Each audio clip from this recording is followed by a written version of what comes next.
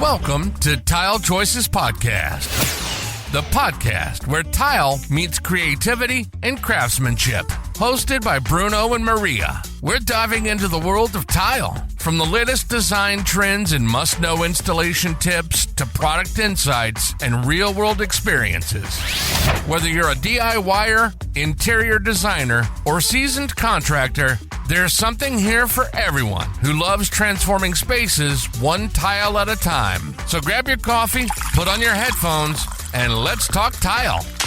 Because at Tile Choices, it's more than a surface, it's a statement. Ciao amici, welcome back to Tile Choices. I'm Bruno, and as always, I'm here with Maria. Today we're diving into something that honestly can make or break your kitchen, where to end your backsplash tiles. It sounds simple, but it's not always so clear, right, Maria? Oh, absolutely, Bruno. I mean, you walk into a kitchen and sometimes you just feel like something's off, you know? And a lot of times it's because the backsplash just ends in a weird spot, like it doesn't line up with the cabinets or it just keeps going for no reason. It's all about those boundaries. Exactly. You want the tile to stop at a natural break, like the edge of your upper cabinets, or maybe a wall corner.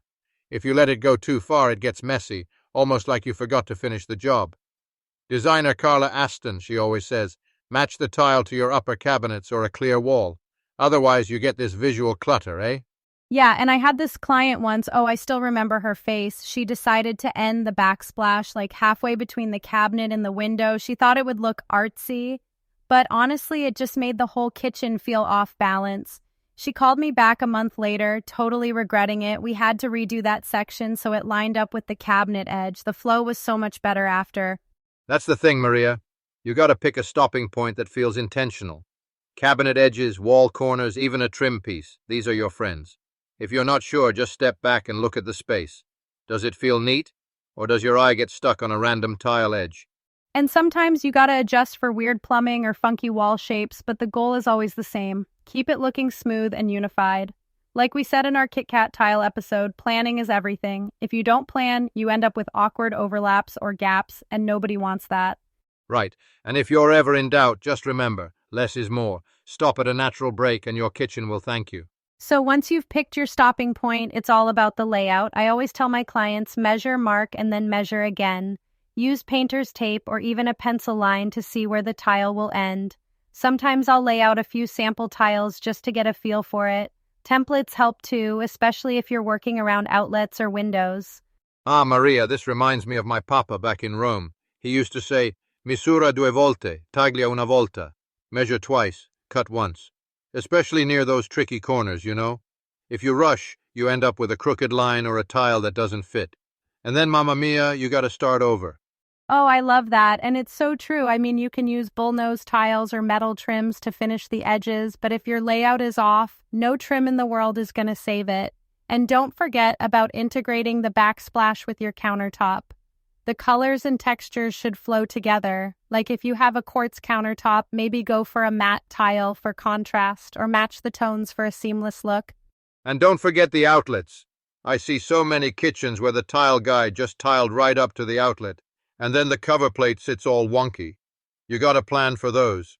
Sometimes you need to shift the outlet a little or use smaller tiles to make it fit nice. Same with windows and appliances. Plan ahead so you don't end up with a tiny sliver of tile in the corner. That's never a good look. Yeah, and if you're working with corners, especially outward ones, you might need a rounded metal edge or a special trim. It keeps the pattern looking uniform and protects the tile from chipping. I always say, spend the extra time on the layout and you'll save yourself a headache later. And, don't be afraid to step back and look at the whole wall before you start sticking tiles. Sometimes what looks good up close doesn't work from across the room. Trust your eye, but also trust the tape measure, eh? All right, so you've got your layout, your tiles are up, now it's time for the finishing touches. This is where a lot of people slip up. You want those edges to look polished, not like you just ran out of tile. Metal trims, decorative borders, even a simple bullnose tile can make a huge difference. Sigh, and don't forget the caulking. A good silicone sealant along the edges keeps the moisture out and gives you that crisp line. I always use painter's tape to guide the caulk, then wipe it smooth. It's a small thing, but it makes the whole backsplash look finished.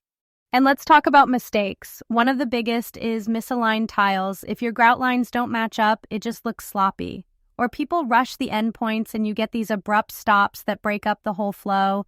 And, the outlets, if you don't plan for them, you end up with weird tile cuts or the cover plate sticking out. It's all about the details. You know, I saw a kitchen remodel in Naples. Beautiful space, but the first layout was all wrong. The tiles ended in the middle of the wall, and it looked unfinished. But then they added a decorative trim, wrapped it around the edge, and suddenly the whole kitchen came together. Sometimes a little border or a metal rail can save the day, eh? Absolutely. And don't forget, a clean edge isn't just about looks. It protects your tiles from chips and keeps water out of the corners. So take your time with those finishing touches. It's what separates a DIY job from a professional one. All right, amici, that's a wrap for today. Remember, a little planning and the right finish can make your backsplash look like $1 million. And if you missed our last episode on trowel choices, go check it out. Good coverage is just as important as a clean edge. Thanks for joining us. We'll be back soon with more tile tips and stories. Bruno, always a pleasure. Grazie, Maria. And grazie to all of you for listening. Arrivederci and happy tiling. Bye, everyone. See you next time on Tile Choices. Thanks for tuning in to Tile Choices Podcast, your go-to podcast for everything tile. If you enjoyed today's episode, be sure to subscribe, leave us a review, and share it with your fellow tile lovers. Got questions or a topic you'd like Bruno and Maria to cover? Visit us at tilechoices.com or connect with us on social media. Until next time, keep designing, keep dreaming, and remember, great spaces start from the ground up, one tile at a time.